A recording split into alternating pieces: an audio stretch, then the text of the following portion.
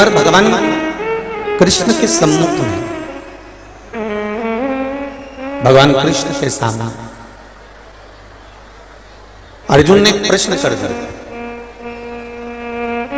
और प्रश्न भी कोई साधारण नहीं था महाराज, प्रश्न भी बड़ा भारी था। भगवान कृष्ण के सामने अर्जुन ने प्रश्न किया कि प्रभु आप ध्यान देते हैं और ध्यान नहीं देते, तो इससे संसार के लोगों पर क्या फर्क पड़ता? जरा ध्यान देना, जितने लोग आस्था चैनल पर कथा सुन रहे हैं और फेसबुक यूट्यूब पर सुन रहे हैं, बड़े सावधानी से सुनना। तर्पण शिवपुराण, आप अगर ध्यान दें और ध्यान ना दें तो उसमें अंतर क्या है, बस आप केवल इतना सा बता दीजिए। और भगवान कृष्ण ने अर्जुन से कहा, मैंने ध्यान दिया तो उत्तरा के गर्भ में जो बच्चा था, उत्तरा के गर्भ में जो बालक था, मैंने ध्यान दिया तो उत्तरा के गर्भ में जो बच्चा था उसको मैंने बचा लिया। बोलो बचाया कि नहीं बचाया? उत्तरा के गर्भ के बच्चे को भगवान ने बचाया। भगवान कहते हैं कि मैंने ध्यान दिया तो उत्तरा के गर्भ का बच्चा बच गया, और मैंने ध्यान नहीं दिया क्योंकि अर्जुन तुमने मुझसे कहा था कि मैं मेरे घर के लोगों को संभाल लूंगा, मैं मेरे परिवार को संभाल लूंगा, मैं अपने कुटुंब को संभाल लूंगा, तो मैंने तुम्हारी ओर ध्यान नहीं दिया। तो पलंग पर सोते हुए अर्जुन, द्रौपदी के 5 पुत्र मर गए क्योंकि मैं ध्यान नहीं दे पाया। अगर मैं ध्यान देता तो उत्तरा के गर्भ के जब बच्चे को मैं बचा सकता हूं, उत्तरा के गर्भ में पड़े हुए एक छोटे से शिशु को मैं बचा सकता हूं, उत्तरा के गर्भ में पड़ा हुआ एक छोटा सा बालक मैं बचा सकता हूं, तो क्या मैं तेरे पुत्रों को नहीं बचा सकता था? क्या मैं तेरे पुत्रों को नहीं बचा सकता था? मैं तेरे पुत्रों को भी बचा सकता था। बस कल एक कथा में बात कही थी, आज फिर कह रहे हैं कि भगवान से ये जरूर कहना कि मेरे आने की सूचना तुम 9 महीने पहले दे देते हो, तो मेरे जाने की सूचना भी तुम कुछ दिन पहले जरूर दे देना, जिससे मैं आपका भजन जरूर कर सकूं, आपका स्मरण जरूर कर सकूं। अगर मेरे आने की सूचना आप 9 महीने पहले दे रहे हो कि ये जन्म लेने वाला है, ये पैदा होने वाला है, इसका जन्म होने वाला है, तो मेरे जाने की सूचना भी मुझे पहले मिले, तो कम से कम मैं तेरा भजन कर सकूं, तेरा स्मरण कर सकूं, तेरा कीर्तन कर सकूं, तेरी भक्ति को धारण कर सकूं। आप दिल से, हृदय से भीष्म पितामह 56 दिन तक बाणों की सैया पर पड़े रहे। कितने दिन पड़े थे? जम के बोलो जरा। 56 दिन। फिर से बोलो एक बार, कितने दिन पड़े थे? 56 दिन तक भीष्म पितामह बाणों की सैया पर पड़े रहे, और रोज मेरा द्वारिका नाथ, रोज मेरे भगवान कृष्ण भीष्म पितामह से मिलने के लिए जाते थे, और पितामह रोज कृष्ण से कहते थे, कन्हैया आज मुझे 42 दिन हो गए, कन्हैया आज मुझे 45 दिन हो गए, कन्हैया आज मुझे 22 दिन हो गए, कन्हैया आज मुझे 12 दिन हो गए। रोज भगवान कृष्ण से भीष्म पितामह कहते हैं कि मुझे रोज ये दिन हो गए हैं, 12 दिन, 11 दिन, 15 दिन, 20 दिन, 30 दिन, 42 दिन, 50 दिन। भीष्म पितामह रोज भगवान कृष्ण से कहते हैं कि मैं इतने दिन मुझे हो गए, मेरे प्राण कब छूटेंगे ये बताओ। तब भगवान कृष्ण कहते हैं, पितामह जब तक तुम्हारे कर्म का भोग पूरा नहीं हो जाता, और तुमने जो दुर्योधन के घर का अन्न खाया है, उस अन्न से जो तुम्हारे शरीर में रक्त चल रहा है, उस अन्न से जो तुम्हारे शरीर में रक्त बनकर घूम रहा है, वो रक्त जब तक पूरा नहीं निकल जाता तब तक आप मेरी शरण में वापस नहीं आ सकते। ये निश्चित है, आप नहीं पहुंच सकते। जब तक हमारे कर्म का भोग पूरा नहीं हो जाता, तब तक हम इस संसार सागर से जा नहीं सकते। शिव महापुराण की कथा कहती है जन्म, मरण और परण। परण मतलब विवाह। जन्म मेरे महादेव के हाथ में है, मृत्यु मेरे महादेव के हाथ में है। देखो एक मृत्यु का एक प्रसंग आया है, देखिए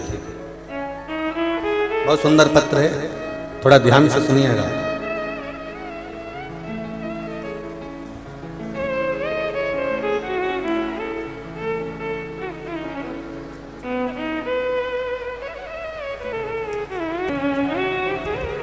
ग्राम खेराई से जिला अशोकनगर अनीता यादव इस पत्र को लिखी है। कहीं अनीता जी बैठी हो तो दोनों हाथ हिलाइएगा। अनीता यादव कहीं बैठी हो तो हाथ हिलाइएगा। दोनों हाथ ऐसे हिला देना जहां कहीं बैठी हो। अगर पीछे बैठी हो तो हमको नजर नहीं आ रही है। पत्र में लिखा है, मेरे बाबा का क्या गुणगान करूं गुरुदेव, कर नहीं सकती। मेरी बहू की डिलीवरी होना थी, एम्बुलेंस से मैंने 4 बजे बुला लिया था। एम्बुलेंस वाले ने महिला के अलावा उस एम्बुलेंस में किसी पुरुष को नहीं बिठाया था। तब बाबा भोले को प्रणाम करके हम एम्बुलेंस से बैठकर गए और हमारी बहू को लेकर एम्बुलेंस अशोकनगर के पुलिस चौकी जहां हनुमान जी का मंदिर था वहीं पर पहुंची। अचानक ड्राइवर को नींद आ गई और ड्राइवर को नींद आई और कुछ हुआ, गाड़ी एक कबाड़े के ठेले में जाकर पड़ गई। पूरी गाड़ी आगे से डैमेज हो गई, गाड़ी पूरी डैमेज होकर छार हो गई और गुरुदेव टूट फूट बहुत हो गई। मेरी बहू को डिलीवरी होना थी। मेरी बहू श्री शिवाय नमस्तुभ्यम का जाप करती रही और बाबा की कृपा ऐसी हुई, गाड़ी पूरी छार हो गई। मेरी बहू और उसका बच्चा दोनों सुरक्षित रहा। ये श्री शिवाय नमस्तुभ्यम का फल। बैठिए। हर हर महादेव। एक जीवन में मृत्यु, जन्म, मरण, परण, ये 3 मेरे देवाधिदेव महादेव के हाथ में हैं।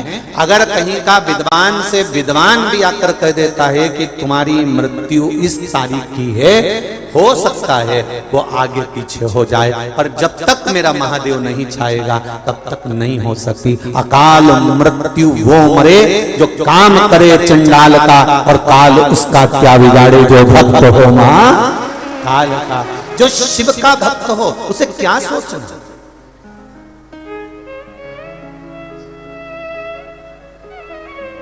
शंकर का भक्त क्या क्या क्या विचार करना।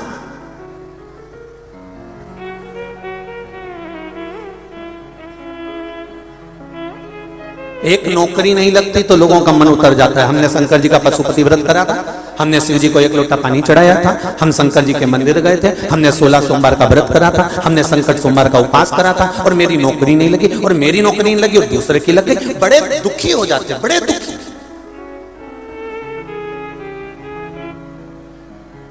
और फिर बाद में आकर कहते हैं गुरु जी भगवान हमारी क्यों नहीं सुनता। आखिर आप कहते हो कि 1 लोटा जल चढ़ाओ और सभी समस्या का हल हो जाता है, तो भगवान मेरी बात क्यों नहीं सुन रहा, मुझे दुख क्यों, मुझे तकलीफ क्यों। तो उसका भी अंदाजा लगा कर बैठो। जब घर में बच्चा जन्म लेता है, घर में अगर बच्चा जन्म लेता है तो 8 दिन 10 दिन भगवान को छूते हो? जम के बोलो जरा, भगवान को छूते हो? बच्चा जन्म लेता है तो हमारे यहाँ सुआ लग जाता है, कोई मरता है तो सूतक लग जाती है कि इतने दिन तक आप भगवान को नहीं छुएंगे, इतने दिन तक आप भगवान को स्पर्श नहीं करेंगे, इतने दिन तक आप अच्छे कार्य नहीं करेंगे। कोई मरा तो सूतक लग गई। घर में बच्चे ने जन्म लिया तो सुआ लग गया कि अब 8 दिन 10 दिन 5 दिन हम भगवान को नहीं छुएंगे, हम भगवान की पूजन नहीं करेंगे। क्यों? क्योंकि हमारे यहाँ बच्चे ने जन्म ले लिया। अगर बच्चा जन्म लेता है तो 8 दिन 10 दिन तक लोग भगवान को नहीं छूते, तो भगवान भी तो यही कहता है कि तेरे भीतर रोज काम, रोज लोभ, रोज वासना, रोज आसक्ति, रोज तृष्णा जन्म लेती है, तो मैं तुझे छूऊं कैसे? और जब तक मैं छूऊंगा नहीं तब तक तेरा कल्याण होगा नहीं। तू अहंकार छोड़ दे, तू क्रोध छोड़ दे, तू लोभ छोड़ दे, तू वासना छोड़ दे, तू तृष्णा छोड़ दे, काम होगा। एक छोटी सी नौकरी नहीं लगती तो मन उतर जाता है। तो इंटरव्यू देने गए और आ गए, एक पत्र आया, देखिए पत्र वापिस देते। अभी ज्यादा पढ़े नहीं है, पूरे यहां रखे हो, 2-4 पढ़े हैं, जो पढ़े हैं बता रहे।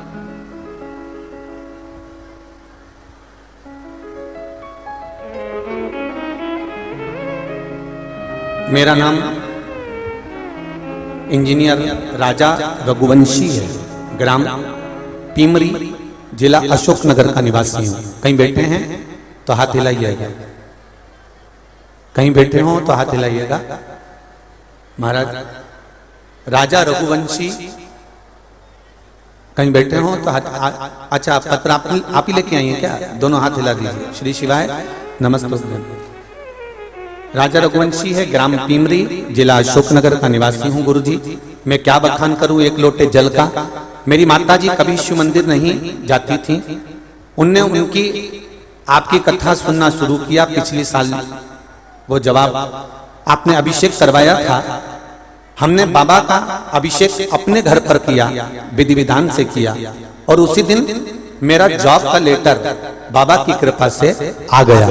जिस लेटर का मुझे बहुत दिन से इंतजार था, मेरी सर्विस का, वो लेटर जिस दिन मैंने अभिषेक करा बाबा का, उसी दिन प्राप्त हो गया। ये शिव कृपा। गुरुदेव, पहले जॉब के लिए बहुत भटका और मैं घर में अकेला हूं। मैं अपनी मम्मी पापा जी को अकेला छोड़कर बाहर नहीं जाना चाहता था। नौकरी मिलने में बहुत परेशानी हो रही थी।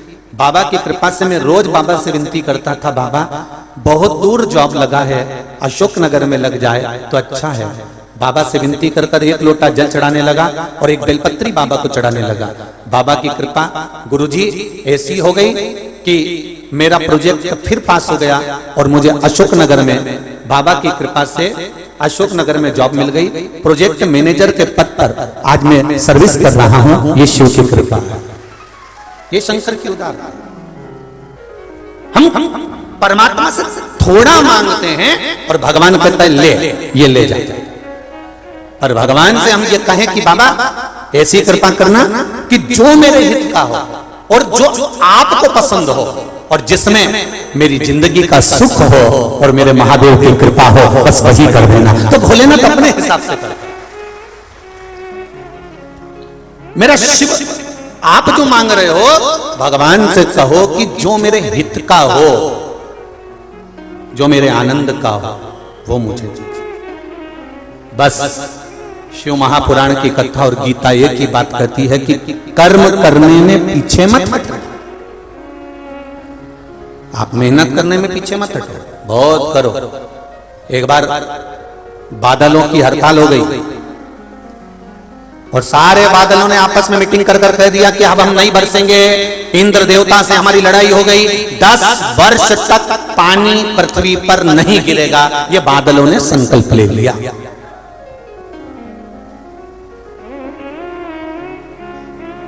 दस वर्ष तक पानी नहीं गिरेगा, बादलों ने संकल्प ले लिया। इंद्र से कह दिया पानी गिरना बंद। 10 साल पृथ्वी पर पानी नहीं गिरेगा। किसानों को मालूम पड़ा कि बादलों ने हड़ताल कर दी है और पानी गिरना बंद हो गया है, तो सारे के सारे किसानों ने अपने अपने हल, बखर, मशीन, मोटर सब निकाल के अपने घर में रख लिया।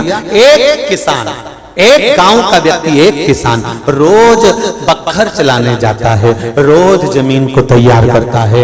एक बादल वहीं से निकल कर जा रहा था। उस बादल ने उससे पूछा, भाई एक बात बता, जब 10 साल तक पानी नहीं गिरेगा तो तू रोज बखर क्यों चला रहा है? जब 10 साल तक पानी नहीं गिरेगा तो तू रोज हल क्यों चला रहा है? जब 10 साल तक पानी नहीं गिरेगा तो तू ये बीज क्यों बोना चाहता है? इतने में किसान ने कहा, 10 साल में मैं बख्खर चलाना ना भूल जाऊं, इसलिए मैं रोज बख्खर चलाता हूं। बादलों के मन में आया कि 10 साल में हम पानी बरसाना भूल गए तो बादल ने तुरंत पानी बरसा कर देखा कि बरस रहा है कि नहीं बरस रहा। बस वो पानी बरसना था और पानी बरसा। सारे किसान बैठे की बैठे रह गए। जो रोज बख्खर चला रहा था वो बीज बोकर फसल लेकर चला। ये तैयारी फसल की पूरी रखो, पूरी। जब बरसे तब बीज बो दो, जब बरसे तब पूरी तैयारी रखो। भजन करते रहो। कल कथा में कहा था खाते समय बत्ती सी याद आएगी, पढ़ते समय जम के बोलो जरा, अच्छी जम के बोलो, यहां तक आवाज आना चाहिए। पढ़ते समय चश्मा याद आएगा और मरते समय मेरा महादेव याद आएगा कि वो था। कथा हो रही थी, अशोक नगर में चल रही थी। अरे सांसद महोदय कराए, यादव परिवार कराया और मैं जा नहीं सका। तब महादेव याद आएगा कि मैंने छोड़ दी उस कथा को, मैंने छोड़ दिया उस भजन को, मैंने छोड़ दिया उस मंत्र स्मरण को, मैंने छोड़ दिया उस मौके को। अरे मैं तो जाने के लिए तैयार बैठी थी पर पानी आने लगा। तो भगवान ने भी कहा मिट्टी की तो नहीं बनी थी, चामड़े का शरीर दिया था, गीली हो जाती बस। बच्चा छोटा रहता है ना, छोटे बच्चे की गंदगी मम्मी पापा साफ कर देते हैं, पर कोई बड़ा 40 साल 45 साल 50 साल का व्यक्ति गंदगी करे तो माता पिता साफ करे क्या? अरे बोलो तो जम के, नहीं करे। बचपन की गंदगी को माता पिता साफ करते हैं और जब बड़े हो जाते हो तब गंदगी को माता पिता साफ नहीं करते। महाराज ये उसी तरह से है जैसे बचपन में किया गया पाप तो भगवान भी माफ कर देता है, पर बड़ी अवस्था में किया गया पाप कर्म आपको भजन के बल पर, स्मरण के बल पर, कीर्तन के बल पर, मंत्र जाप के बल पर ही समाप्त करना पड़ेगा। इसके सिवाय वो साफ हो भी नहीं सकता, साफ नहीं होगा वो। अब करो भजन। कई लोग कहते हैं महाराज जी हमने भजन किया, हमने कीर्तन किया, हमने मंत्र करा, हमने 1 लोटा जल चढ़ाया, हमने पशुपति व्रत करा, हमारा यह काम नहीं हुआ। उसके पीछे कारण क्या है? कहीं सुआ तो नहीं लगा? तुम रोज क्रोध को जन्म तो नहीं देते? तुम रोज अहंकार को जन्म तो नहीं देते? तुम रोज वासना को जन्म तो नहीं देते? तुम रोज लोभ और तृष्णा को जन्म तो नहीं देते? रोज तुम्हारे यहाँ पर सुआ लग रहा है क्योंकि रोज तुम्हारे यहाँ क्रोध का जन्म हो रहा है। तो भगवान कैसे छुए तुम? कैसे छुए?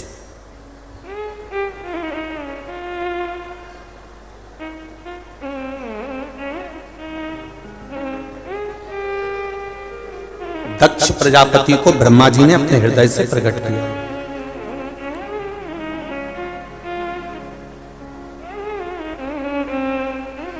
और दक्ष प्रजापति ब्रह्मा जी प्रकट करे। दक्ष बाबा के घर में बेटों का जन्म हुआ और जन्म होने के बाद में जब बेटों का जन्म हुआ तो देव ऋषि नारद ने उनको सत्संग में लगा दिया, सत्संग में बिठा दिया।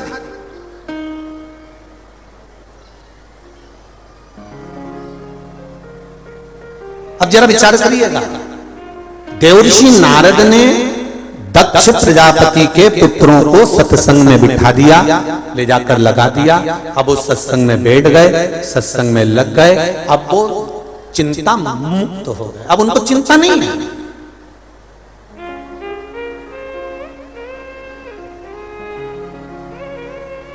रेल से कभी कहीं गए हो क्या? कौन कौन ने ट्रेन का सफर करा है? जरा हाथ उठाओ। जो कभी भी जिंदगी में एक बार ट्रेन में बैठे हो, सब तो बैठे हो ना, रख लो। ट्रेन का सफर करने वाला व्यक्ति एक बात का अंदाजा लगाकर रखना, रेलवे स्टेशन पर खड़ा है, टिकट उसके हाथ में रखा है और ट्रेन का इंतजार कर रहा है। उसकी बेचैनी देखिए, कितनी देर में आएगी, कब आएगी, बहुत देर हो गई, आज तो ट्रेन लेट हो गई। बता रहे हैं कि आधा घंटा लेट आएगी। अब बेचैनी देखिए, उसकी चिंता देखिए, सामान, बैग, पत्नी, बच्चे, कुटुंब, कबीला सब साथ में है, खाने का सामान भी साथ में है, पानी की बोतल भी साथ में है, इसके बाद भी उसकी बेचैनी देखिए, आई नहीं, अभी तक आई नहीं, और आएगी तो भीड़ रहेगी कि नहीं रहेगी, कितनी भीड़ रहेगी, कैसा होगा, क्या होगा, उसकी चिंता बढ़ती चली जा रही है। जब तक ट्रेन नहीं आती उसकी बेचैनी, उसकी चिंता बनी रहती है। और कब आएगी, सामने आई और बोगी यहाँ आएगी, डब्बा यहाँ आएगा कि वहां आएगा, और डब्बा पीछे लगा, बोगी पीछे लगी कि आगे लगी, ना जाने कहां लगी, चिंता बढ़ती चली जा रही है, चिंता बढ़ती चली जा रही है। खाने का सामान है, खाने में मन नहीं लग रहा, पानी रखा है, पीने में मन नहीं लग रहा, परिवार बच्चा सब साथ में है और ट्रेन का इंतजार है। ट्रेन सामने आई और तुम उस ट्रेन के अंदर चढ़कर बैठ गए, सीट पर पहुंच गए, अपना सामान पटका, उसके बाद ऐसी चिंता से मुक्त हुए कि अब तो अशोक नगर उतरूंगी, तब सीट छोड़ूंगी। चिंता से मुक्त, सामान सीट पर पड़ा है, तुम्हारा ध्यान सब दूर से हट गया, तुमने बिस्कुट का पैकेट निकाला, खोला, खाया, पानी भी पिया, दूसरे को भी दिया, और चाय वाले को रोका, ए भैया चाय दो जरा। अभी बाहर इतनी बेचैन हो रही थी, इतनी चिंता, इतनी चिंता, इतनी चिंता, और आते से ट्रेन की सीट पर बैठी और चिंता समाप्त, चिंता गई, क्योंकि बैठी कहां पर है, ट्रेन की सीट पर आकर बैठ गई है, इसलिए चिंता समाप्त हो गई है। शिव महापुराण की कथा कहती है कि जब तक शिव पुराण में जाकर नहीं बैठोगे तब तक बेचैनी बनी रहेगी। जिस दिन इस ट्रेन में आकर बैठ गए उस दिन बेचैनी समाप्त, चिंता गई, समाप्त। एक बार भगवान की कथा में, एक बार इस भक्ति की कथा में, एक बार शिव महापुराण की ट्रेन में, एक बार भगवान की भक्ति में आकर बैठो, चिंता से मुक्त हो जाओगे, चिंता छूट जाएगी। एक भोला कैलाश में और एक भोला मेरे विश्वास में है, ये निश्चित है, ये निश्चित है। एक कैलाश में भोला है तो एक विश्वास में भोला है।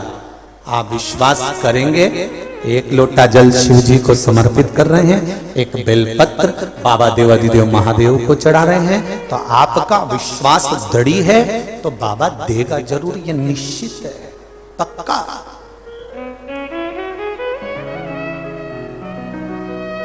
वो देगा। और अगर विश्वास नहीं है, भरोसा नहीं है, होता है। पंडित जी हमारे यहाँ पर, यहीं के पंडित जी से मतलब नहीं है, हमारे पंडितों से भी मतलब, और सारी दुनिया के जितने पंडित जी हैं, जब भी पूजन कराने बिठाते हैं, हाथ में चावल, जल, खुला पैसा, बोलो बोलो सही है कि गलत है, सुपारी दे के क्या बोलते हैं, भगवान का ध्यान करो। बोलो, बोलते कि नहीं बोलते? अरे बोलो तो रे अशोकनगर वालों, जी जी हाँ, सही है कि गलत है? भगवान का ध्यान करो। अच्छा, केवल भगवान के लिए क्यों बोला जाता है कि भगवान का ध्यान करो? कभी नहीं बोलते कि अपनी लुगाई का ध्यान करो। और अगर भले वो बोल रहे हैं भगवान का ध्यान करो, अगर लुगाई का बोलो, पत्नी का बोलो कि पत्नी का ध्यान करो, बिना बोले भी ध्यान पत्नी में चला जाता। बिना हाथ में चावल और जल लिए ध्यान पत्नी में जा रहा है, बिना चावल और जल लिए ध्यान बच्चों में जा रहा है, बिना चावल और जल के ध्यान घर में जा रहा है, बिना चावल और जल के ध्यान सब दूर जा रहा है। पर भगवान के टाइम पर ही बोला जाता है कि भगवान का ध्यान करो, क्योंकि पंडित जी को भी मालूम है इसका ध्यान सब दूर जाएगा पर भगवान पर नहीं जाएगा, इसलिए कहा कि भगवान का ध्यान लगाओ। परिवार के लिए कभी नहीं कहना पड़ता कि परिवार में, कई माताएं कहती हमारा मन कथा में नहीं लगता, तो हमारा मन कहीं नहीं लगता, हमारा मन तो कथा में बिल्कुल नहीं लगता। तो हमने कहा बच्चों में लगता, बिल्कुल, और हमने कहा हस्बैंड में, तो कहा उसमें, हमारा मन घर में, अरे गुरुजी घर तो मेरे में कहीं पे भी चली जाऊं ना, हमारा तो होटल में भी मन नहीं लगे जितना घर में लगे। अच्छा, मायके जाए कि नहीं जाए? 4 साल हो गए मैं तो नहीं गई। मोहल्ले में कहीं शादी ब्याह हुए तो मैं तो नहीं जाऊं, कथा भागवत हो तो मैं तो नहीं जाऊं। तो हमने भी सोच लिया अगली बार जो घरों में बाथरूम में काली वाली छुपकली होती है ना, ब्लैक कलर की छुपकली होती है मोटी वाली, हमने भी सोच लिया अगली बार घर में बाथरूम में चिपकी मिलेगी निश्चित। जब भगवान का नाम ही नहीं लिया, संसार में आए, मनुष्य की देह मिली, 83,99,999 योनियां निकालने के बाद पशुओं की, ना जाने कीट की, पतंगे की, झुंगूर की, जुआ की, कितनी योनियां निकली। उस योनियों से निकलने के बाद मनुष्य की योनि 84 लाख नंबर की योनि मिली, और उसको भी तुम उपयोग नहीं कर सके। उसमें भी दिन भर चुपचाप से खाने में लगे रहे। अगर ऐसा कोई व्यक्ति मिले जो चुपचाप से रसोई घर में जाके चाय माय बना के अकेली खा पी के निकल के आ जाए, समझ लेना हींग की डब्बी में खुशबू रह गई है, अगला जन्म इसका जुआ का था। इसलिए ये चुपचाप घुस के और निपटा के आ गया। पक्का हींग की डब्बी में खुशबू रह गई। जो जरा जरा सी बात में चिल्ला के दौड़े, समझ लेना जरा जरा सी बात में चिल्ला के दौड़े, समझ जा अपनी कॉलोनी का कुत्ता है, मर के अब आया है, धाड़ रहा, जरा सा कोई ने बोला चिल्लाना, भाग भाग चालू कर। कोई जरा जरा सी बात में क्रोध करे, गुस्सा करे, समझ जा उसी समय में जरा सी बात में क्रोध है, जरा सी बात में गुस्सा है, समझ लेना अगले जन्म में सांप था, बस बीन बजी और तैयार हो गया।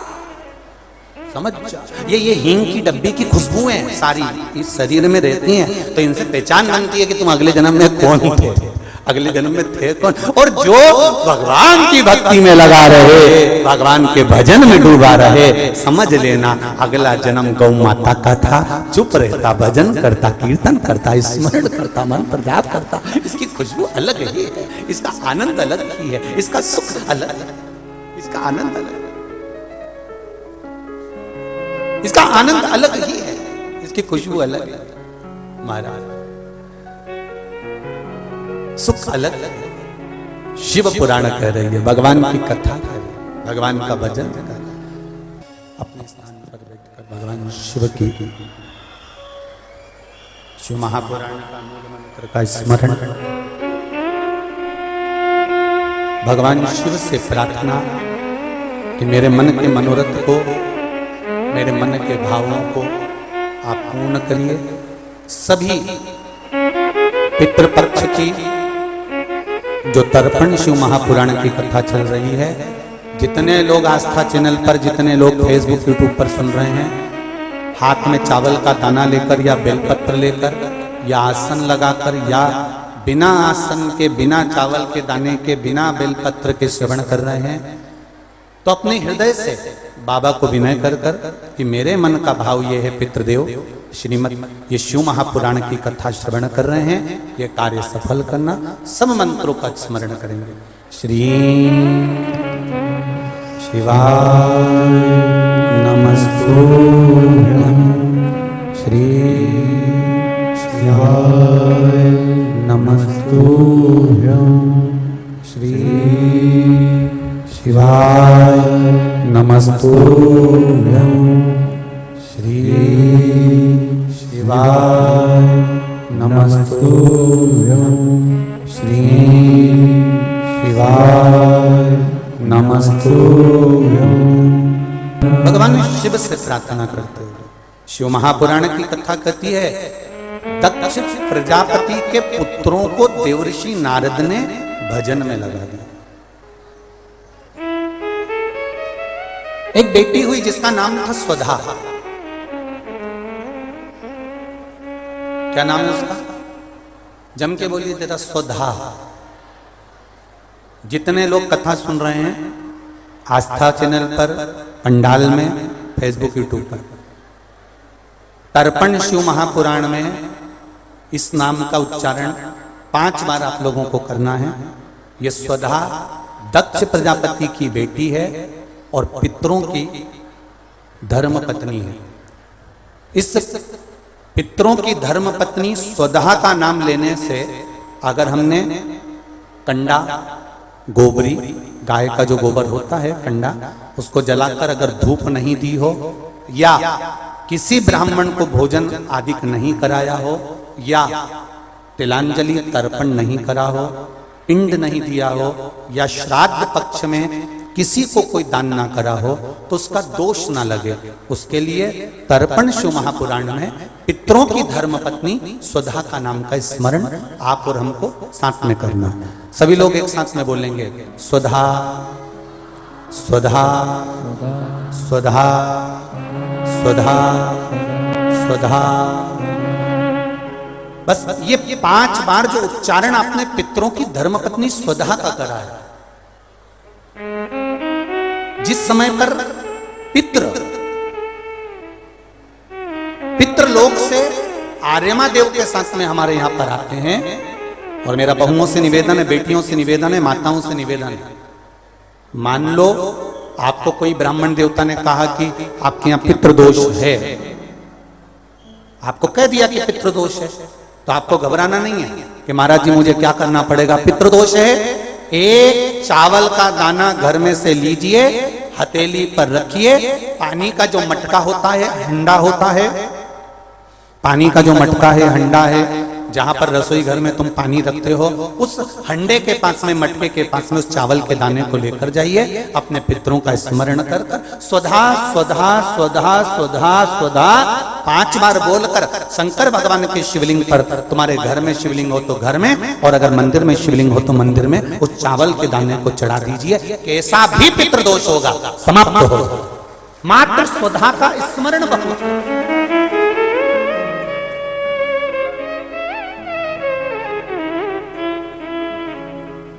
हम तो उनसे भी कहेंगे जिनका बार बार एक्सीडेंट होता हो, जो बार बार गिरते पड़ते रहते हो, बार बार एक्सीडेंट होता हो, बार बार उनको चोट लगती हो, बार बार, और उनको भी कहेंगे जिनको सर्दी की बीमारी या दमे की बीमारी या श्वास की बीमारी, उनसे भी कहेंगे कि श्राद्ध पक्ष में एक चावल के दाने का प्रयोग स्वधा नाम से अवश्य करें। चलने में दम नहीं भराएगी, श्वास नहीं भराएगी, और दूसरा जो सर्दी का जिसको कोटा होता है, बार बार सर्दी हो जाती है, निमोनिया हो जाता है, कफ बना रहता है, उनके लिए भी स्वधा नाम का स्मरण। महाराज स्वधा नाम का स्मरण। दक्ष प्रजापति के घर में बेटी का जन्म हुआ जिसका नाम था स्वधा। स्वधा का जन्म लेते ही स्वधा श्वेत वस्त्र को धारण करती थी।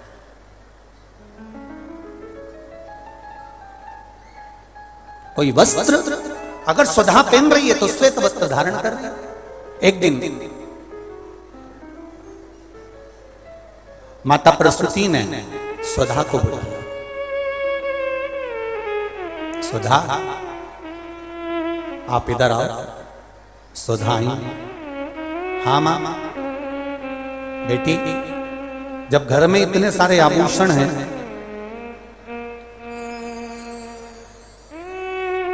और घर में इतने सारे आभूषण जब रखे हुए हैं, तो तुम उन आभूषणों को धारण क्यों नहीं करते? उन आभूषणों को क्यों नहीं पहनते? घर में इतने सारे वस्त्र रखे हैं, तो तुम उन वस्त्रों को धारण क्यों नहीं करते? स्वधा कहती है, मां, संसार सागर में जब किसी के प्राण छूट जाते हैं, और प्राण छूटने के बाद वो जीवात्मा अगर अच्छी जीवात्मा है तो वो देवलोक चली जाती है, जो बुरी जीवात्मा है वो भटकती रहती है, भटकती है। मां, उन जीवात्माओं के कल्याण के लिए मैं श्वेत वस्त्र धारण करती हूं।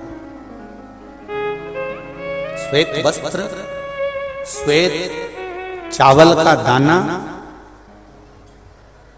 श्वेत दूध, श्वेत दही, श्वेत शकरखंड, श्वेत पुष्प, श्वेत जनेऊ, श्वेत वस्त्र, ये मेरे शंकर भगवान को अति प्रिय लगते हैं। उसका कारण है कि उनको पितरों को मुक्ति देना होती है।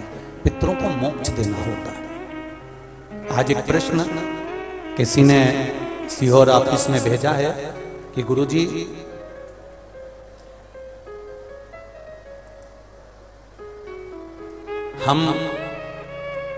हमको श्राद्ध पक्ष में हम जो ब्राह्मण को भोजन कराते हैं या हम किसी को भोजन कराते हैं तो वो हमारी जीवात्मा को क्या वो मिलता है?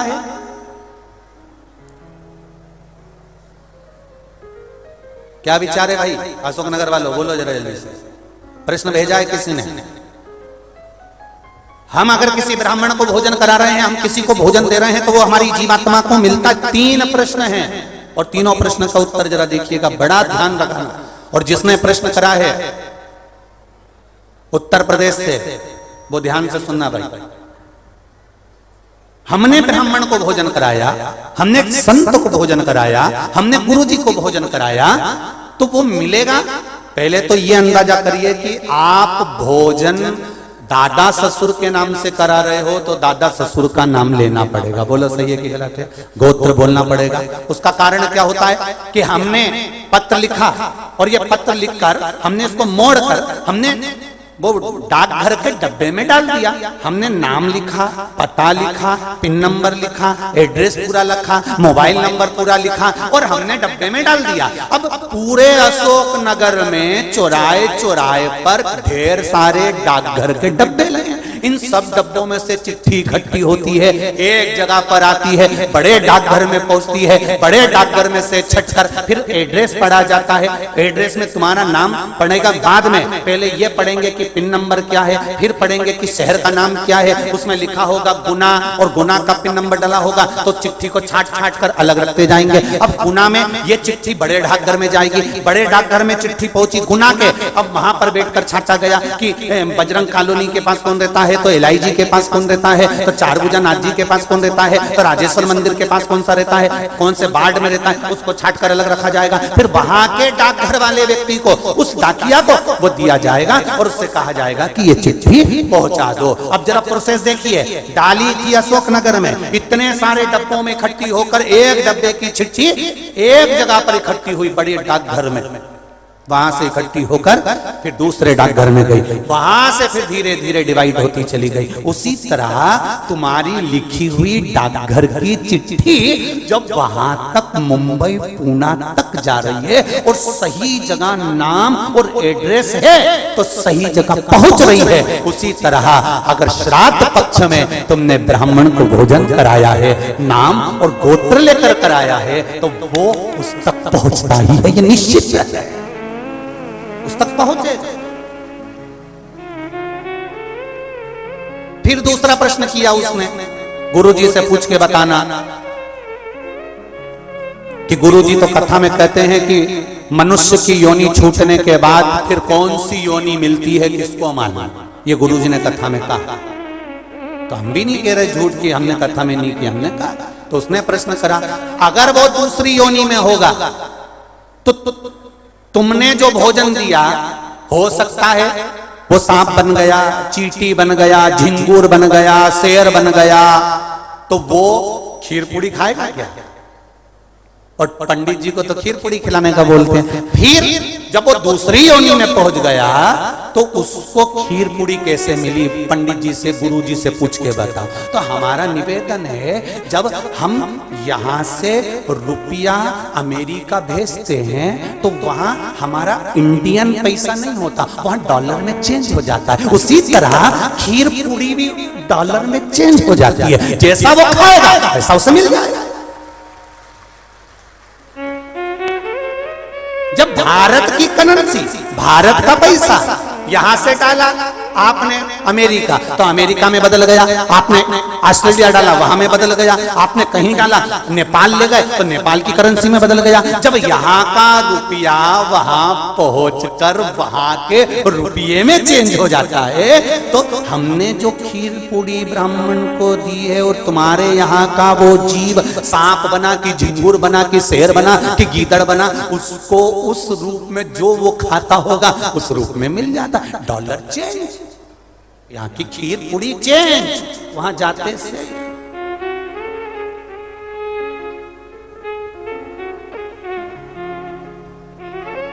फिर तीसरा प्रश्न लिखा, अगर हमारे घर के पूर्वज शिव महापुराण की कथा सुन सुन के तर गए तो फिर हम श्राद्ध काय को करें?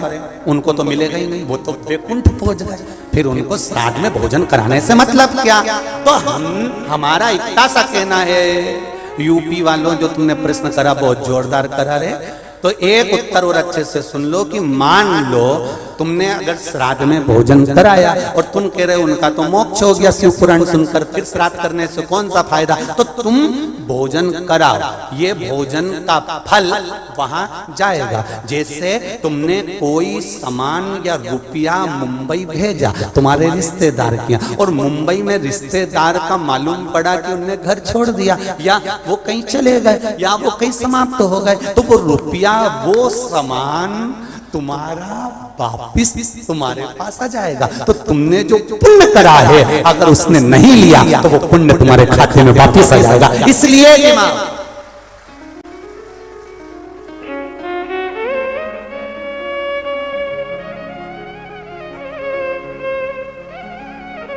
पुण्य करो, सत्कर्म करो और कथा का स्मरण। बड़े बड़े किस्मत वाले हैं अशोकनगर वालों, बहुत बहुत किस्मत वाले हो, घर जाके नजर उतर वाले ना राय उन से इतनी जोरदार किस्मत पायो कि तर्पण शिव महापुराण की कथा और कोई साधारण जगह पर नहीं, राजराजेश्वर की भूमि पर श्रवण कर रहे हो, कोई साधारण जगह नहीं। बाबा देवादिदेव महादेव राजेश्वर भगवान की भूमि पर श्रवण कर रहे हो, किस्मत वाले हो, तर्पण शिव महापुराण की कथा सुन रहे हो। और आज कथा का कौन सा दिन है? चौथा। कितने दिन बचे? अमावस्या, खीर पूड़ी खाओ और दूसरे दिन से फरियाल की तैयारी में लग जाओ। स्वधा अपनी माता से करेंगे, मां मेरे श्वेत वस्त्र से मैं जीवों का कल्याण करें। तो जो प्रश्न करने वाले हैं उनको स्मरण हो कि श्राद्ध में भोजन कराना कितना जरूरी है। अन्न का दान मूल है। फिर एक बार साथ में 5 बार स्वधा का नाम का स्मरण। जितने आस्था चैनल पर बैठे हैं, जितने फेसबुक यूट्यूब पर सुन रहे हैं, सब साथ में बोलेंगे स्वधा स्वधा स्वधा स्वधा स्वधा। ये शिव भक्ति की मूल है।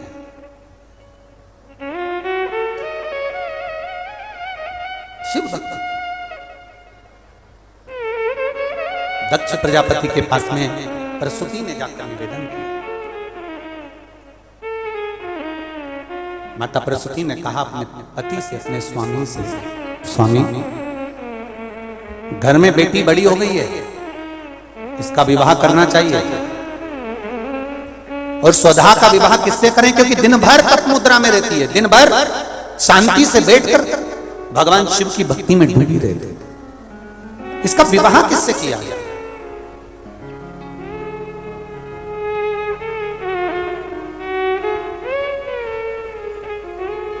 बहुत विचित्र जीवन है मनुष्य का, बहुत विचित्र।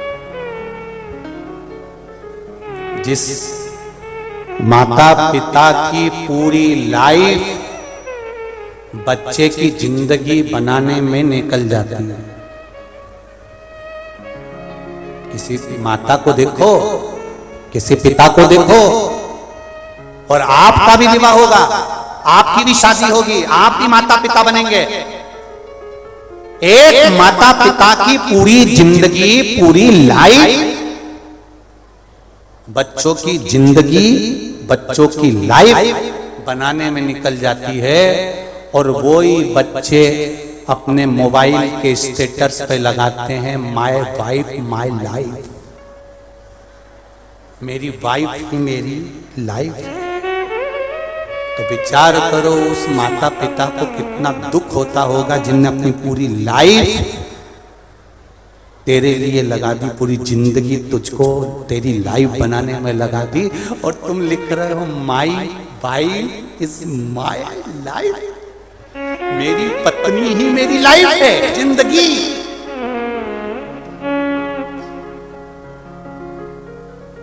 एक सेठ जी भी ऐसे कहते थे, मैं मर गया तो मेरे पीछे मेरी पत्नी मर जाएगी। मैं मर गया तो मेरे पीछे मेरे बच्चे मर जाएंगे, मैं मर गया तो मेरे पीछे मेरा परिवार मर जाएगा। तो एक गुरुजी ने आकर कहा, सेठ जी जब देखो जब एक ही बात कहते रहते हो, मैं मर गया तो पत्नी मर जाएगी, मुझे बहुत चाहते, मुझे बहुत चाहते। तो गुरुजी ने कहा एक काम करो, मेरे को देखना है तुम्हारी पत्नी तुम्हारे मरने पे मरती कि नहीं मरती, तो तुम आधे घंटे के लिए मरी जाओ। तो उन्होंने कहा गुरुजी ऐसे कोई मरता है क्या? तो गुरुजी ने कहा नहीं ऐसे नहीं मरता, बस ऐसे पानी पीते पीते लुढ़क जाना, मैं डॉक्टर से कहलवा दूंगा कि तू मर गया, मुझे तो देखना है तेरी पत्नी और तेरे बच्चे तेरे पीछे कितने मरते हैं, बस वो देखना। अरे गुरुजी अगर मुझे कुछ हो गया, मेरी पत्नी और बच्चे मर गए तो जवाबदारी किसकी होगी? गुरुजी बोले मेरी जवाबदारी होगी, तू तो लुढ़क, ले पानी पीने लुढ़क जा। अगर मेरे पत्नी और बच्चों को कुछ हो गया तो गुरुजी बोले मैं देख लूंगा, तू बस लुढ़क, तू तो लुढ़क। और कुछ हो, मैं बोल रहा हूं ना पानी पी के लुढ़क, मुझे देखना है कि तेरे पत्नी और बच्चे मरते कि नहीं मरते। इतने में और सेठ जी ने पानी पिया और लुढ़क गए, और लुढ़के और लुढ़कते से पत्नी धाड़ धाड़ के रोने लगी। डॉक्टर को बुलाया गया, गुरुजी ने कह दिया डॉक्टर साहब बस एक आधा घंटा के लिए कह दो मर गया। तो डॉक्टर ने भी कह दिया नब्ज देखते ही कि ये तो निपटी गया। सीताराम हो गया। पत्नी रोई धाड़ के, बेटा रोया, बच्चे रोए, खूब चिल्ला चिल्ला के रोए, पत्नी धाड़ धाड़ के रोई, खूब रोई। इतने में सेठ जी मर गए। गुरुजी ने पूछा सेठानी क्यों रो रही हो? सेठानी आंख में आंसू भर भर के रोते बोली एक बार तो मुझे कहते, एक बार तो कहते, मुझे छोड़कर चले गए गुरुजी, मुझे छोड़कर चले गए। तो गुरुजी बोले सेठानी तू इतना रो रही, मुझसे सहन नहीं हो रहा, मेरे पास में एक बूटी रखी है, इस बूटी को तू खा ले, तू खाएगी तू मर जाएगी, सेठ जी जिंदा हो जाएंगे। इतने में सेठानी रोती रोती बोली इनकी तो उम्र हो गई थी।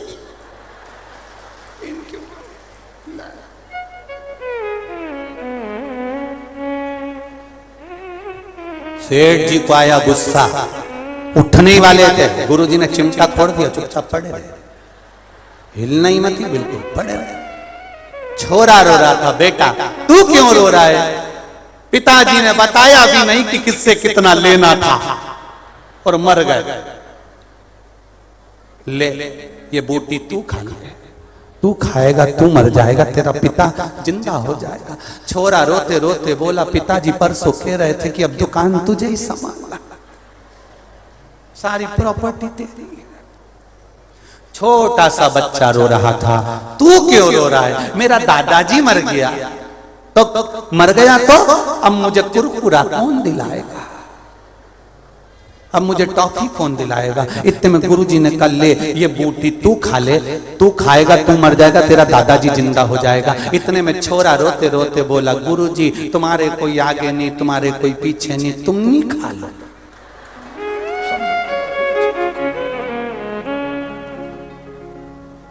सब गुरुजी को खिलाने में लगे। कौन किसका है? केवल सब लुटेरे बैठे हैं, सब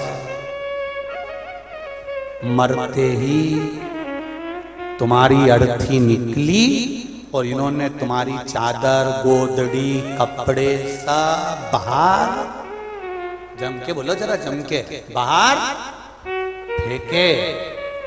छोटा बच्चा पूछेगा मम्मी कपड़े क्यों फेंक रहे हो? बेटा दादाजी के हैं वो मर गए।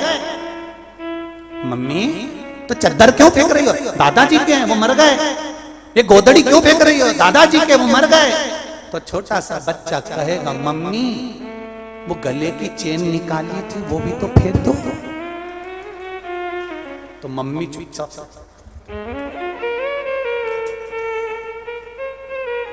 सोने की चेन, दादाजी की अंगूठी ये नहीं फेंकेंगे, केवल जो कपड़े पहने थे वो फेंकेंगे। कौन फेंकेगा?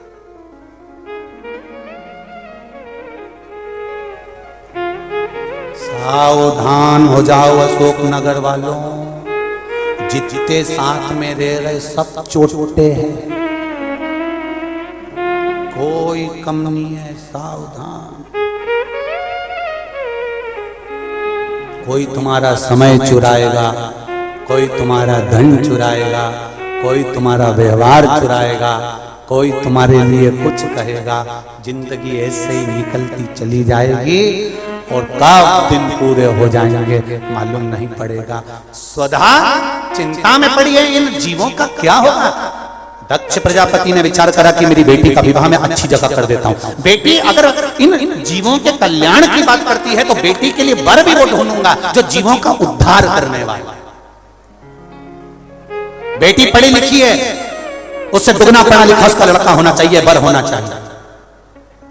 बेटी ज्ञानवान है, उससे दुगना ज्ञानवान उसका वर होना चाहिए। माता सीता ने 4 वर्ष की अवस्था में धनुष को उठाया था उल्टे हाथ से, तो जनक जी ने संकल्प ले लिया था कि सीता का विवाह उसी से करूंगा जो धनुष को उठाएगा, चढ़ाएगा, तोड़ देगा।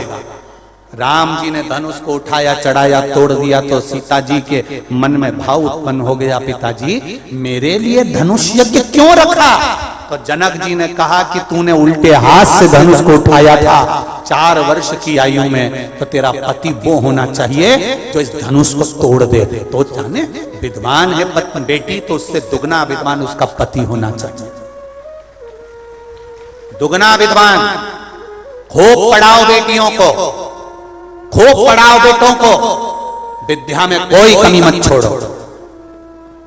मेरा केवल इतना सा निवेदन है, बेटियां एक बात का स्मरण रखे कि तुम्हारे पिता तुम्हें पढ़ाने में कमी नहीं लाएंगे, तुम्हारे पिता तुम्हें कपड़े पहनाने में कमी नहीं लाएंगे, तुम्हारे पिता तुम्हें बड़े शहर में विद्याधन कराने में कमी नहीं लाएंगे। तो बेटियों से निवेदन है तुम भी अपने पिता के मस्तक को झुकने मत देना, जहां तुम्हारा पिता चाहे शादी वही करना। किसी एरे गेरे नत्थु खेरे के चक्कर में मत पड़ जाना री जीजियों।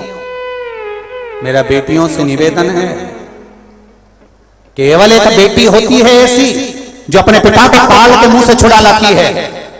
पहले भी कथा में कहा 4 तरह का भोजन बेकार होता है। पहले नंबर का भोजन, जिस भोजन की थाली को कोई लांग कर चले गया वो नाली में पड़े हुए कीचड़ के बराबर होता है। ऐसा भोजन नहीं करना चाहिए जो कोई लांग कर चले गया। दूसरा भोजन, जिस भोजन की थाली में ठोकर लग जाए वो भ्रष्टा के बराबर, गंदगी के बराबर होता है। जिसमें ठोकर लग गई और खा लिया वो भ्रष्टा के बराबर है। तीसरे नंबर का भोजन, जिस भोजन की थाली में बाल पड़ा हो, केश पड़ा हो, वो दरिद्रता प्रदान करता है। और चौथे नंबर का भोजन, पति और पत्नी एक ही थाली में साथ बैठकर भोजन कर रहे हो तो वो मदिरा के बराबर होता है। ये 4 तरह का भोजन होता है। सनातन हिंदू धर्म में रीति है, पति के भोजन करने के बाद पत्नी उसी थाली में अगर भोजन करती है तो पति की अकाल मौत का स्मरण नहीं होता और नारी का अखंड सौभाग्य होता है और 4 धाम के प्रसाद के बराबर वो महाप्रसाद होता है। पति के जीवने के बाद पत्नी अगर उसी थाली में भोजन कर रही है तो, और हमारा निवेदन है पति की थाली में अगर भोजन नहीं करना है तो निवेदन है एक थाली में भोजन साथ बैठकर मत करो, 2 थाली लगा लो, अलग अलग लगा लो। साथ बैठ के भोजन करते हो मना नहीं है, आप आराम से करो, पर एक थाली में दोनों साथ बैठकर खाते हैं तो वो मदिरा के तुल्य होता है। तुम देखना बफेट में जब पति पत्नी एक ही थाली में खाते हैं ना तो घर के बड़े भी खड़े रहते हैं तो इनको शुद्ध नहीं रहता, क्योंकि ये मदिरा के नशे में रहते हैं। स्नेह का प्यार का नशा ऐसा होता है, आग लगन दो तो चरो तो खाओ।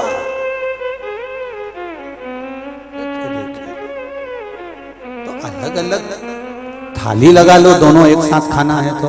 पर पति और पत्नी 4 तरह का भोजन बेकार होता। पहले नंबर का बोलो कौन सा, जम के बोलो जरा, जिसको कोई अच्छी जम के बोलो, लांग गया। दूसरा ठोकर लगा हुआ, तीसरा बाल पड़ा हुआ, और चौथा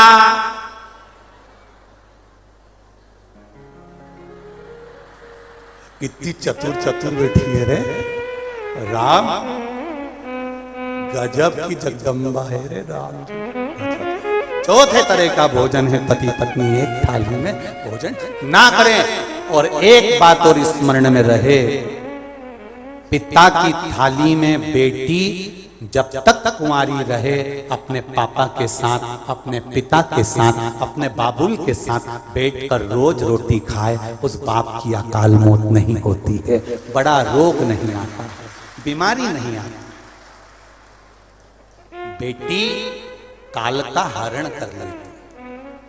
मेरा निवेदन है, अगर बेटियां आपकी बाहर पढ़ने गई हैं, थोड़ा प्रेशर बढ़ा, बेटियां बाहर पढ़ने के लिए गई हैं, और बेटी अगर बाहर पढ़ने के लिए गई है और पढ़कर अगर आई तो उसको कहना बेटा पापा के साथ भोजन कर, पिता के साथ भोजन कर।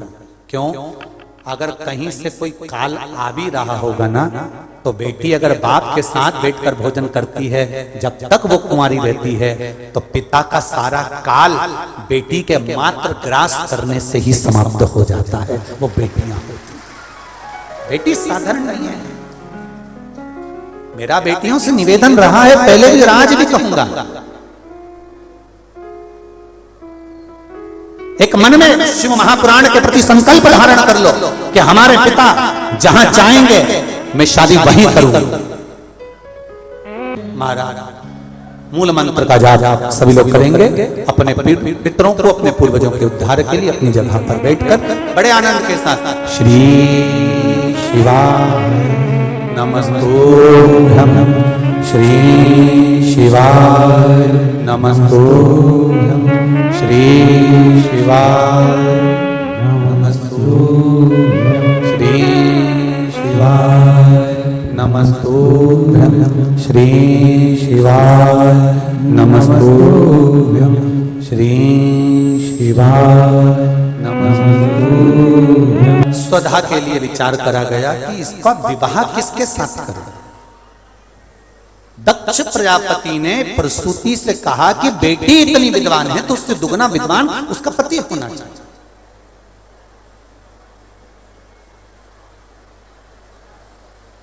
बहुत पैसा देखकर, ये वाले बड़ा, बहुत पैसा देखकर, बहुत धन देखकर बेटी को नहीं ब्याहना।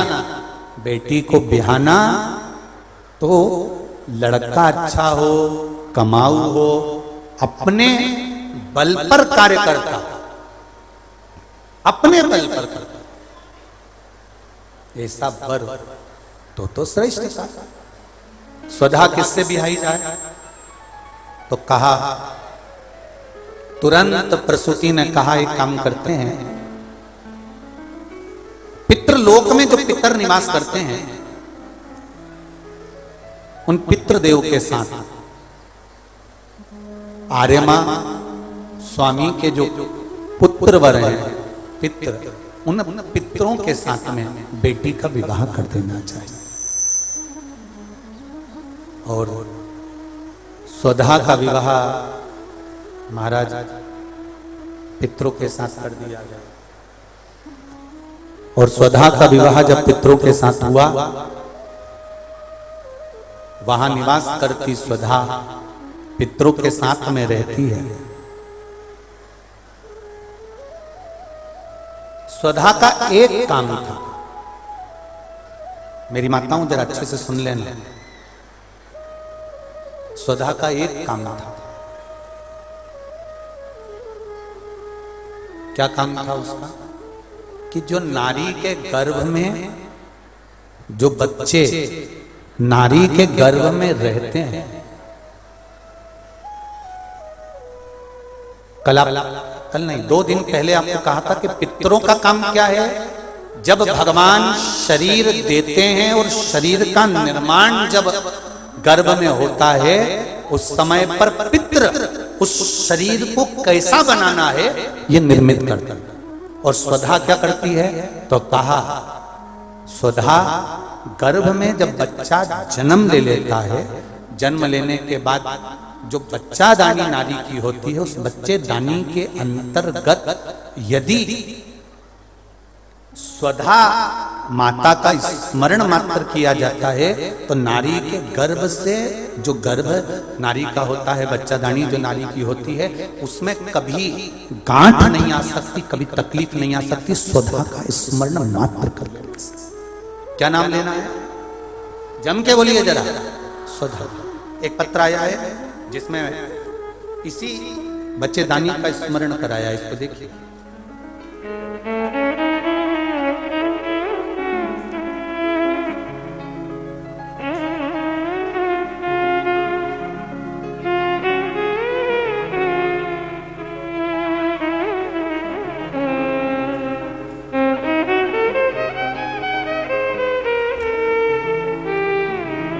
श्रीमती कुसुम नामदेव महाव्या बाड़े के पीछे शर्मा कॉलोनी अशोक नगर से हैं। कहीं बैठी हो तो हाथ हिलाइएगा, जहां कहीं भी बैठी हो हाथ हिलाइएगा, दोनों हाथ हिला दो। अच्छा आप ही हैं, दोनों हाथ हिला दो। श्री शिवाय नमस्ते। गुरुजी, शिव की कृपा क्या होती है, मेरी तबीयत खराब रहती थी, मैं पूजा पाठ नहीं कर पाती थी। डॉक्टर को दिखाया, उन्होंने बताया कि बच्चा दानी में सूजन है और कुछ प्रॉब्लम दूसरी भी है, ऑपरेशन करना होगा, जांचें होंगी। मैंने दवाइयां खाई पर आराम नहीं लगा गुरुदेव। आपकी शिव महापुराण की कथा में पितृव्याख्यान में वर्णन किया था, तो एक लोटा जल और बेलपत्र और चावल के दाने वाला प्रयोग करना प्रारंभ करा और बाबा की कृपा से वो बेलपत्री को खाना प्रारंभ करा। गुरुदेव, दूसरी बार जब हॉस्पिटल में जांच कराने के लिए गए तो बच्चे दानी में जो प्रॉब्लम थी, जो बता रहे थे कि इसमें ये प्रॉब्लम हो रही है और ऑपरेशन करना पड़ेगा, वो समाप्त हो चुकी थी। अब वो दिक्कत नहीं है। गुरुजी, मेरी बड़ी बेटी सुरभि नामदेव LNIP ग्वालियर में पढ़ती थी, वो एग्जाम देना जाती तो 1 या 2 नंबर से रह जाती थी। इस बार उसने NISX का एग्जाम देना गई तो उसने मंदिर में जाकर भोले बाबा को बेलपत्री का शहद वाला प्रयोग किया और बाबा की कृपा से गुरुदेव टॉपर की लिस्ट में उसका नाम आ गया। मैं बाबा को धन्यवाद देने आया। ये शिव कृपा। एक पत्र और है,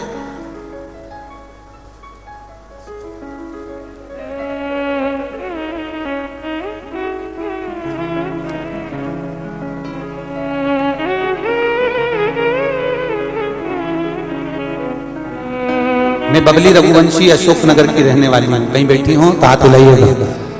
बबली जी रघुवंशी, दोनों हाथ हिलाइएगा जहां कहीं भी बैठी हो।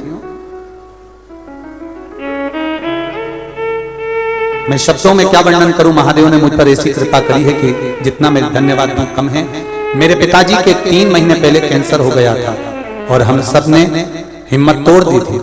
गुरुजी, मेरा सारा परिवार बहुत दुखी था, हमें कुछ समझ में नहीं आ रहा था। तब डॉक्टर ने पिताजी को कैंसर के ऑपरेशन के लिए कह दिया था।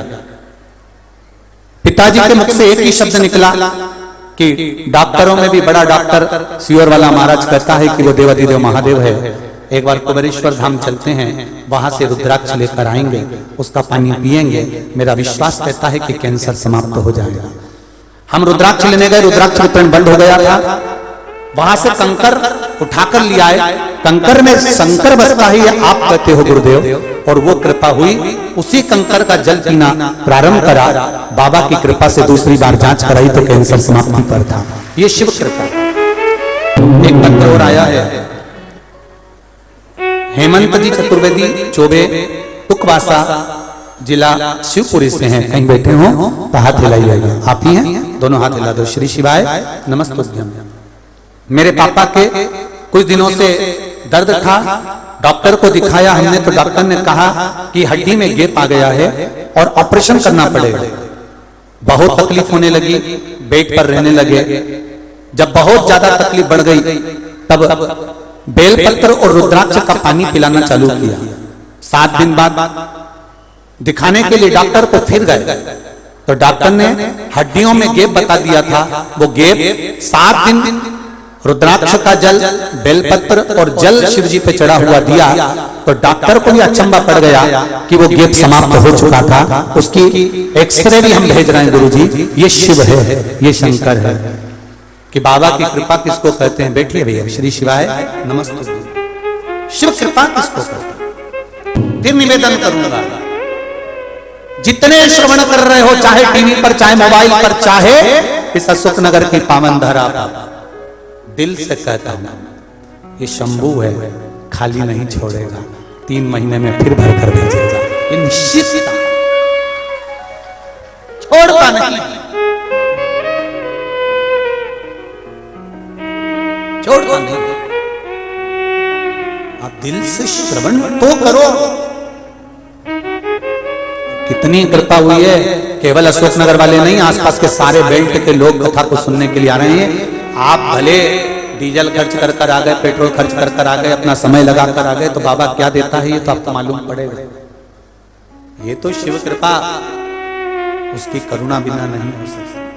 स्वधा गर्भस्थ, नारी के गर्भ में बच्चा जब तक रहता है और बच्चे को जन्म देने के बाद नारी उस बच्चे दानी से अगर प्रॉब्लम में रहती है, कष्ट में रहती है, गांठ पड़ जाती है या तकलीफ में आ जाती है, तो स्वधा का नाम लेकर भी शिव जी पे जल चढ़ाकर उसका मात्र आचमन ही कर लेती है, तो नारी को ऑपरेशन की जरूरत नहीं पड़ती, गर्भाशय ठीक हो जाता है। गर्भाशय ठीक हो जाता है। स्वधा नाम कोई साधारण सा नाम नहीं है, स्त्रियों के लिए, पुरुषों के लिए। पुरुष वर्ग में भी अगर हर्निया की भी प्रॉब्लम हो गई है और हर्निया हो गया, डॉक्टर बोल रहा है ऑपरेशन करना पड़ेगा, तो कुछ दिन स्वधा का नाम लेकर भगवान शंकर पर जल चढ़ाकर उस जल का आचमन करना प्रारंभ करिए और फिर जांच कराओ कि हर्निया में आराम लगना प्रारंभ हुआ या नहीं हुआ। यहां तक शास्त्र वर्णन करता है कि आप स्वधा का नाम कोई साधारण नाम नहीं है। ये तो तर्पण शिव महापुराण की कथा में जो आपको मिल रहा है, ये वो औषधि मिल रही है कि जिंदगी बना दे, आपकी जिंदगी सवार दे। स्वधा नाम का एक बार सब प्रेम से फिर से बोलिए। हम सुनना चाहते हैं तुम सही बोल रहे हो कि गलत बोल रहे हो। स्वधा आधा सा है, फिर वाह और फिर धा आकी मात सुधा। ये कोई दक्ष प्रजापति की बेटी स्वधा का विवाह पितरों के साथ कर दिया। पितरों का काम केवल एक है, शरीर का निर्माण करना। भगवान आत्मा देता है, शरीर का निर्माण पितृ करते हैं, स्वधा उसको संभालती है, संभालने। और एक बात और याद रखिए जरा, बहुत स्मरण रहे, जिस नारी का बच्चा जन्म लेता है, 2-3 महीना रहता है और मर जाता है, चाहे गर्भ में धड़कन नहीं आती, श्वास नहीं आती, या उसका शरीर डॉक्टर कह देते हैं कि ये हो सकता है माइंड पर असर हो, विकलांग हो या ऐसा हो, उस समय पर भी स्वधा माता का स्मरण करना चाहिए। दक्ष प्रजापति की बेटी स्वधा, पितरों की धर्म पत्नी स्वधा का स्मरण कर कर अगर जल का आचमन किया जाए, शिवजी पे चढ़ा हुआ पानी आचमन किया जाए, तो गर्भ में जो बच्चा होगा उसकी धड़कन वापिस मेरी स्वधा माता लेकर आ सकती है। ये निश्चित है।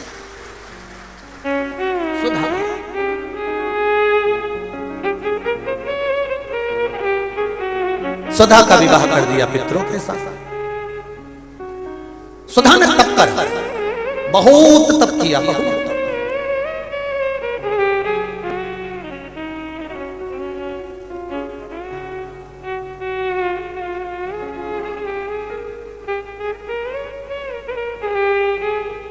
कल हमारी बात चल रही थी तो ललित महाराज कह रहे थे हमारे, तो ललित ने कहा गुरुजी ये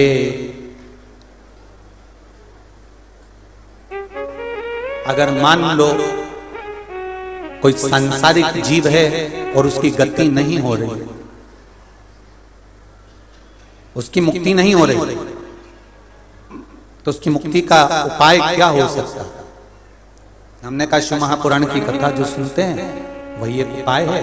और शिव महापुराण में जो जो नाम बीच में आते हैं, जैसे आपको वर्णन करा कई बार, कुंदकेश्वर महादेव, अवधूतेश्वर, बोलते जाओ जरा, अवधूतेश्वर महादेव, कुंदकेश्वर, अवधूतेश्वर, ऐसे महादेव के जो नाम आते हैं। अब जैसे आज कथा में स्वधा का नाम आया, तो स्वधा का नाम जो आया, ये हम अगर उच्चारण कर रहे हैं तो कहीं ना कहीं हमारे शरीर में कोई रोग है, बीमारी है, कष्ट है, तकलीफ है, तो कहीं अगर हमारी गति बिगड़ रही है तो संवारने का काम केवल मंत्र जाप नाम स्मरण कर देता है। केवल मंत्र नाम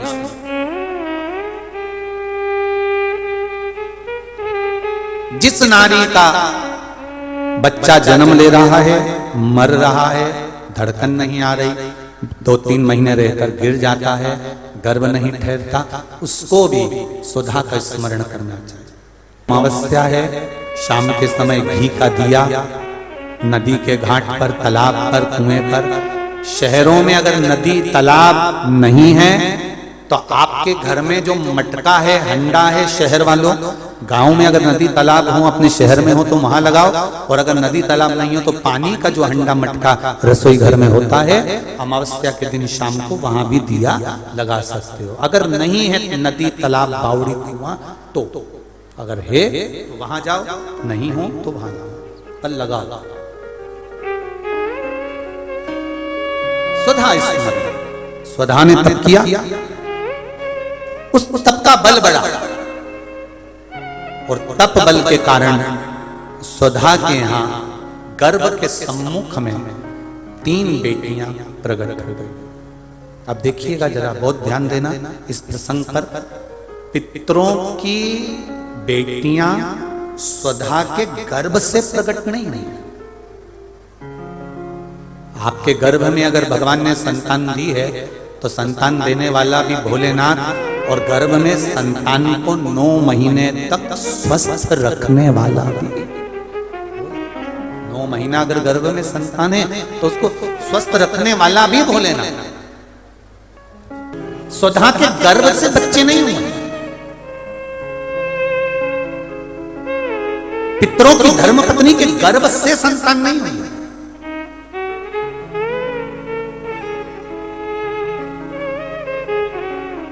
स्वधा जो तप साधना करी है, उस तप साधना के सम्मुख में, तप साधना के सम्मुख में बच्चों का जन्म। अब देखिए, आस्था वालों जरा ध्यान रखना, और फेसबुक यूट्यूब वाले और यहां पर बैठे जितने भी, नारी के गर्भ में बच्चा है, नारी के गर्भ में संतान है, नारी के गर्भ में संतान। और एक बात और स्मरण रहे, नारी अगर गर्भस्थ बच्चा है और नारी को ऐसा लग रहा है कि ये जरूर कुछ परेशानी, कुछ कष्ट जीवन में आने वाला है, हो सकता है मेरे बच्चे को, शंका जो होती है, उस समय पर भी स्वधा का स्मरण मूल हो जाता है। स्वधा का स्मरण मूल हो जाता है।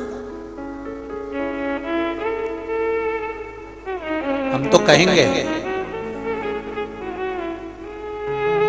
कई लोगों ने भ्रम पैदा कर रखा है, कई लोगों ने भ्रम पैदा कर रखा है। कई महाराज लोग कह देते हैं कि जब गर्भ से नारी रहे तब शंकर भगवान को ना छुए, शिवलिंग का स्पर्श ना करे, शंकर जी को छुए नहीं।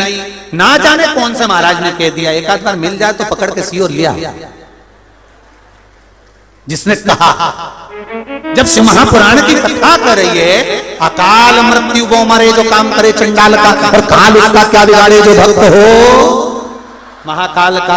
जो शंकर का उपासक होता है, शंकर का स्पर्श करता है, शिवलिंग का मात्र स्मरण, केवल स्मरण, केवल स्पर्श करता है, तो कहा उसके कौटि कौटि पाप छिन्न हो जाता है। तो गर्भस्थ नारी, अरे भाई, लिंगायत संप्रदाय का वर्णन हिंगोली से करा था, परली से करा था, कि लिंगायत संप्रदाय में शिवलिंग को मानते हैं। बच्चा गर्भ से जन्म लेता है, मां जब तक बच्चे को दूध नहीं पिलाती, जब तक उसका गुरु मंत्र नहीं हो जाता। उसको लिंगायत संप्रदाय के संत आकर जब तक गुरु मंत्र नहीं दे देते, तब तक नारी उसको दूध तक नहीं पिलाती। यहां तक वर्णन, विचार करिए जरा। तो फिर कौन ने कह दिया कि शंकर भगवान के शिवलिंग को छूना नहीं चाहिए, गर्भवती नारी को स्पर्श नहीं करना चाहिए? और कौन सी पुराण में लिखा है, कौन से शास्त्र में लिखा है? यहां शास्त्र कह रहा है, शिव महापुराण, स्कंद पुराण, लिंग पुराण, नर्मदा पुराण, पद्म पुराण वर्णन करती है। आप दिल से, हृदय से, चित्त से शंकर भगवान की आराधना कर सकते हो। हाँ, नारी अगर गर्भस्थ बालक है और उसको चिंता है, बहुत टेंशन है, और उसके साथ शिव की आराधना कर रही है, तो बाबा के ऊपर एक बेलपत्र भी अगर वो चढ़ा रही है चावल के दाने के साथ, तो ये निश्चित है कि स्वधा उसके गर्भ की रक्षा करती है और बच्चा समाप्त नहीं हो सकता। ये निश्चित है।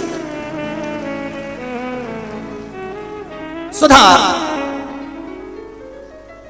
तप करी, साधना करी, और तप साधना कर कर स्वधा के सम्मुख में 3 बेटियां प्रकट हो गई हैं। वो 3 बेटी है महाराज, 3 बेटियां प्रकट।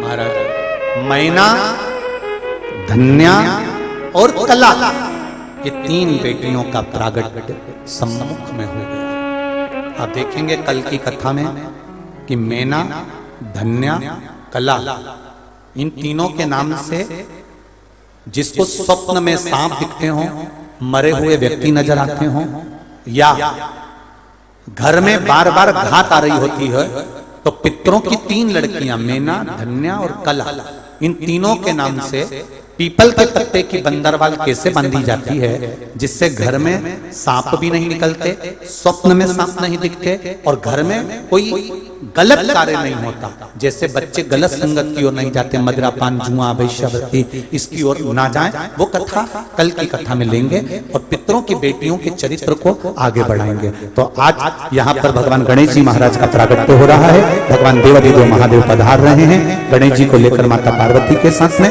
और बड़े आनंद के साथ गणेश जी को लेकर पधार रहे हैं, आनंद के साथ। और एक नारी का जीवन क्या होता है उसको स्मरण करें उस कथा में। नवरात्रि की कथा है, अपनी जिंदगी को सार्थक करें, उस कथा का स्मरण रहे। भगवान गणेश जी पर आज पधार रहे हैं, जोरदार ताली बजाकर स्वागत करें।